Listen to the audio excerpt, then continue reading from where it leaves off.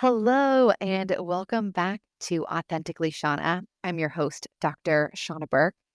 Today, I want to talk about preventative care. And this is something that I want to scream from the rooftops. So, my version of screaming from the rooftops is talking about it on my podcast. And, I'm going to take a step back and say I didn't grow up in a household that knew a lot about preventative care. Like this is not an offense to my family or my household. That was just not something that was a concept in our household.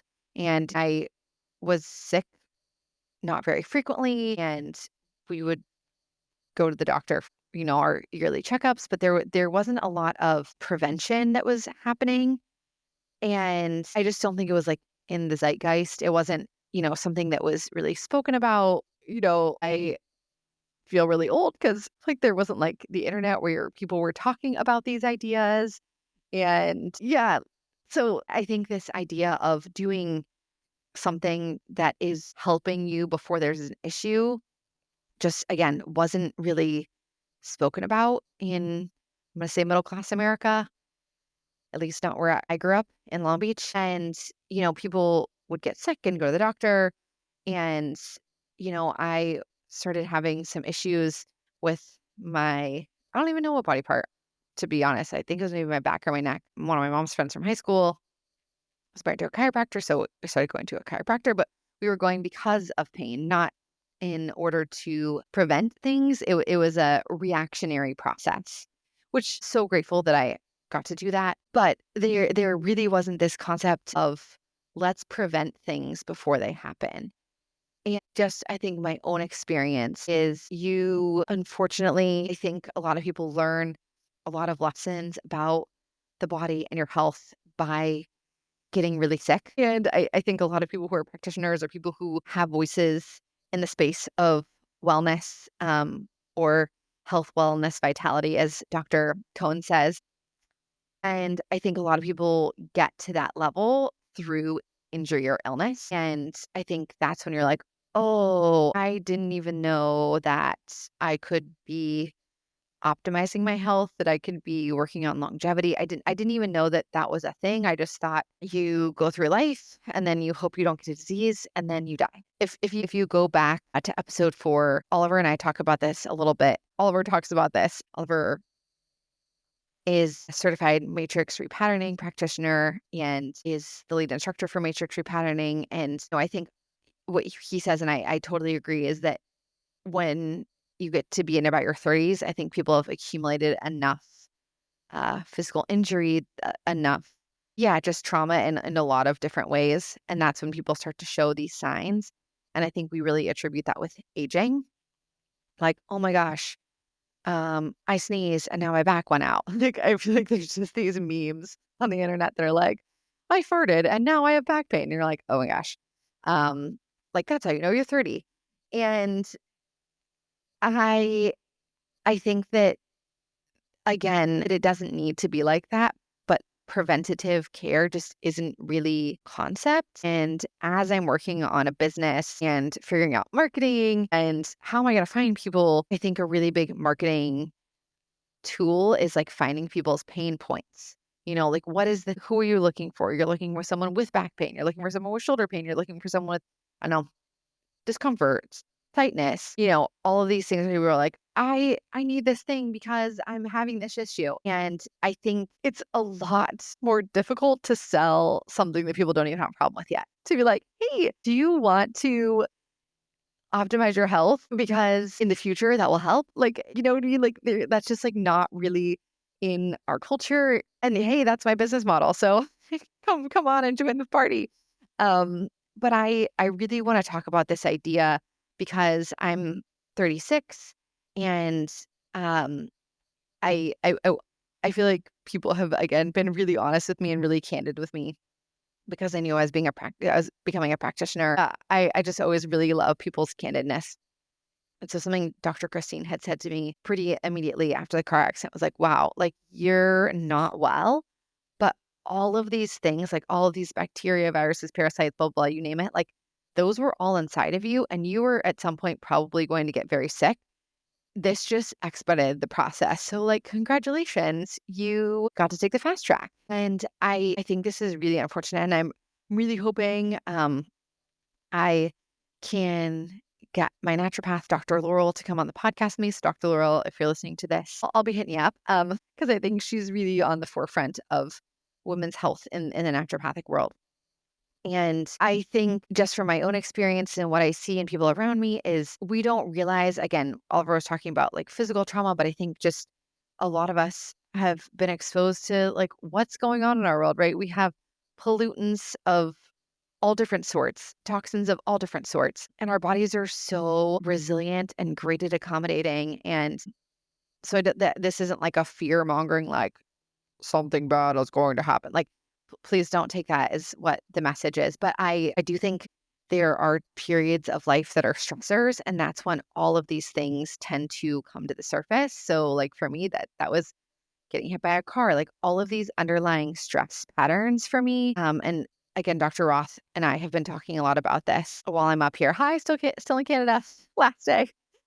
Um, is I had all these stress patterns, right? Like we were working on my cranium and we were working on a fall to my ischium, which is part of your pelvis that I had. Like I know that, oh my gosh, so embarrassing. Like I lived on the East Coast for college and like didn't really understand the concept that it's like the ground is icy. Like, I don't know, it's snow, it melts. No. So I slipped on a patch of ice and fell right on my pelvis. I very clearly remember falling on the right side of my pelvis. Just like we all have had falls, right? And he's like, yep, this is an old pattern. The body remembers. I know that I had all of these stress patterns and all of these toxins that were in me. And for me, like the car accident just really brought all of that online. I think for a lot of women who get pregnant and have children, I think that's a time when a lot of people's stressors come to the surface. And because not that, and stressor, I think I should qualify saying that a stressor isn't good or bad. There is no like good or bad according to our body. Like stress is stress. Like our body doesn't know if it's positive stress or not positive stress. And having a baby is a stressor, right? There's a lot changing and it's beautiful and natural, but there still is a stress element to that. And I think a lot of women start to see a decline or something big shift happens in their health and postpartum. And then I think, people would then get to raising children and they maybe started to address if they had to some of the things that came up during pregnancy. But I think then people tend to, you know, just move on and life is busy and there's lots of things going on and not address the root cause of those things.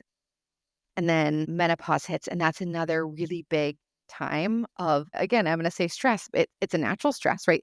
But things are shifting and changing. That's a lot of it's a different season. It's a big season shift in a woman's life to go having a period to not having a period. Or sometimes people have to have a surgery and then all of a sudden like they're not having their period, right? So I think there are just these seasons and I'm seeing this, I'm going to say pretty clearly in my mind, at least, is there's these pretty big milestones that most women have. Not that every woman has a baby, but most women go through menopause at some point, right? Whether that's early or late. And I feel like I'm seeing people now who are expressing like, I'm seeing some really big shifts in my health, or I'm seeing people after menopause. Like I saw some really big shifts in my health, but no one told me they were going to happen and not really sure what to do with them. And like, what is going on? And I think, again, I don't want to be like fear-based. So please understand that this isn't coming from a place of fear. This is just coming from a place of, I think that we have tests in Western medicine that are to catch disease, but are not meant to help you optimize your health. And think from where I'm sitting, and again, if you disagree, that's totally fine. But this is just like the patterns that I keep seeing on repeat is people think that they're quote unquote okay because they'll go and they'll get a physical and they'll get labs done and like nothing big is showing up in their lab work. And then all of a sudden they get pregnant and have postpartum and there's a lot of stuff that comes up in that. And then it'll kind of die down. And then, oh my gosh, I had this other really big symptom pattern that showed up in menopause. And I think that there are so many things that we can do to prevent these big, I'm going to call them flares, like flare ups. I think there are so many things that can be done. They're just not like common topics in our culture quite yet. And I'm really certain that we're going to catch up to that, and we're going to change the way that we look at health, and we're going to help people prevent disease instead of trying to play catch up. And this is the world that I want to be a part of, is to helping people prevent things.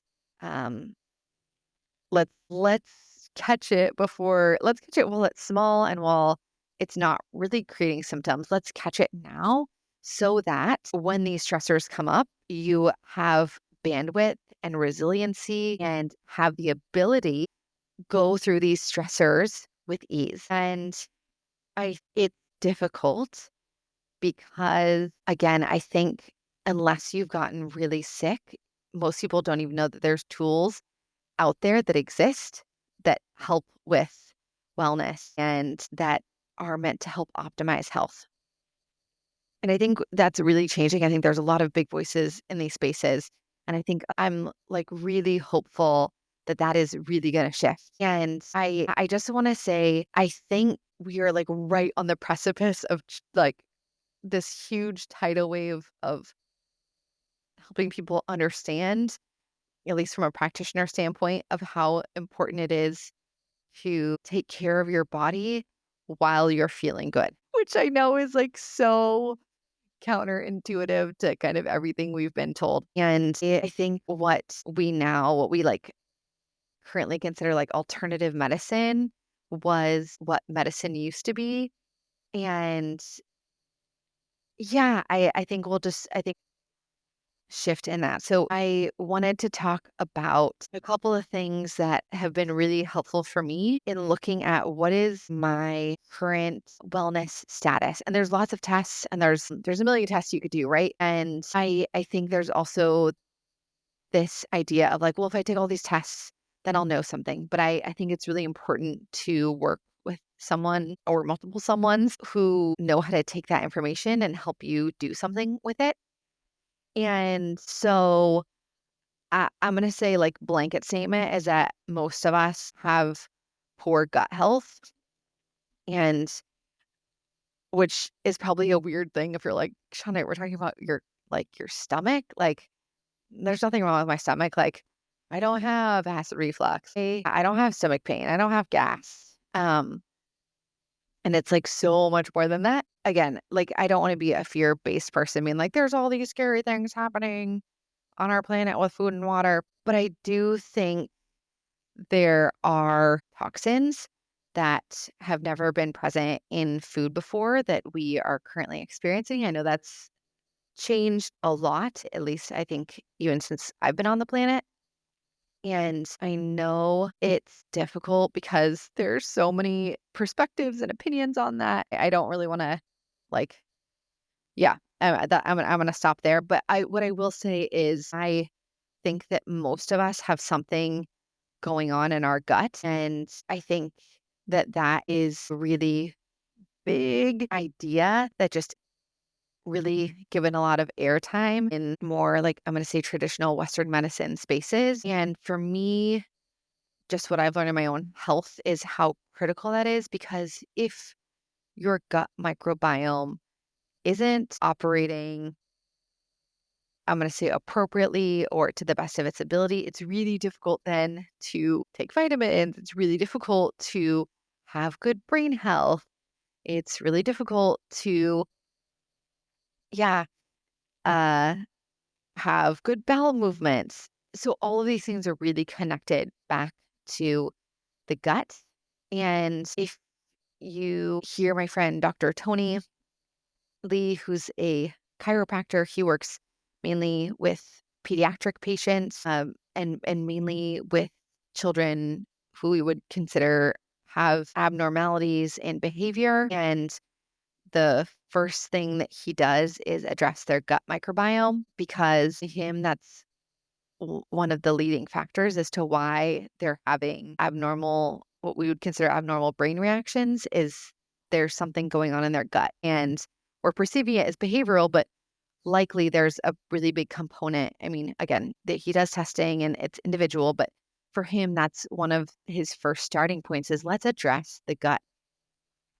And yeah, again, I think unless you've had sickness, illness, someone in your family, a kid, that's just not a big topic of conversation is like, how's your gut health? I think that if you haven't had your gut assessed in some way, I would say that's a really great place to start. If you're looking to work on your wellness journey, so much of our health, our immune system, that's a big one. Our immune system starts in the gut. So much, yeah, what's happening in our system starts in the gut. And I know, for me, I've gone on a lot of journeys in the past 7 years. And I think a difficult journey that I have been on personally is with gut health. And I'll make this the shortened version, but I had a parasite issue and then yeast issue and now a bacterial issue. And something that Dr. Laurel had said was, I think if we, like wave a magic fairy wand, go back in time, I think if we would have known and have gone after the bacteria, the small intestinal bacterial overgrowth SIBO, that that might have been like a really good order of operations to follow because then my gut flora and fauna, my microbiome would have been able to help then with the parasite and yeast populations. But that wasn't my story. That's kind of what happens in this journey is you learn a lot along the way. And then I think you get to, that's my goal here is to help people not to have to do the long version. I'm really hoping that everyone gets to do the abbreviated version. Again, not medical advice, but if there was something that I could say to every person in their 30s, even if you're not in your 30s, if you're in your 20s, if you're in your 60s, like I would look at your gut health. Like, what is going on in your gut? Yeah, that's just been a really huge topic for me. My intention is to have someone who can speak more to that come on the pod because yeah, again, broken record, but I think it really is unfortunate that these topics generally only come up when there's a quote unquote problem, as opposed to let's do prevention. Let's heal everyone's gut so that we can continue to have great function. I think we hear these scary statistics all the time about how there's so many Americans with type 2 diabetes, so many people who are overweight. And, I would be really interested to know, like, what does their gut microbiome look like? Right? Like, what is going on in their gut? And what is the body trying to tell? And what's the body trying to tell? What are bodies trying to tell us as a society and as a culture? And I think a lot of that has to do our gut health. And yeah, I hope that this has been helpful, maybe giving you some food for thought about what is your gut health, what does that look like? And yeah, that this is like the step, what I would say, a step to look at in terms of your overall health, wellness, and vitality. Yeah, helping to again prevent things before they become an issue. And I think that people who are, I mean, again, I don't know where you live in the world, but I think generally practitioners who I would say that this is their specialty and what they do. And of course, every practitioner has their own thing that they work on. But I think there's a lot of naturopathic doctors, chiropractors. Yeah, those would be probably the two people or the two groups of practitioners I would say who really are looking at gut health right now. At least this is from my perspective and kind of what I'm hearing in people that I'm around. Yeah, I would just encourage you to take a look at that in your own life. And I went to a longevity conference in April, and one of the speakers was talking about gut health. And I'm going to reach out to him and bother him and hope that he'll come on the podcast. Because he is a scientist who started a company because in research he was seeing the gut microbiome in research was saying like, oh my gosh, this is so huge.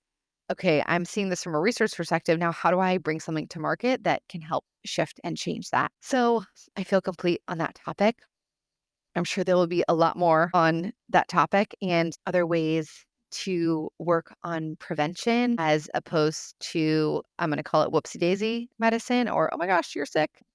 And I hope this has given you some food for thought, pun intended. And yeah, if you would like to sponsor the podcast, please send me a DM at Dr. Shawna Burke. That's at DrShawnaBerk.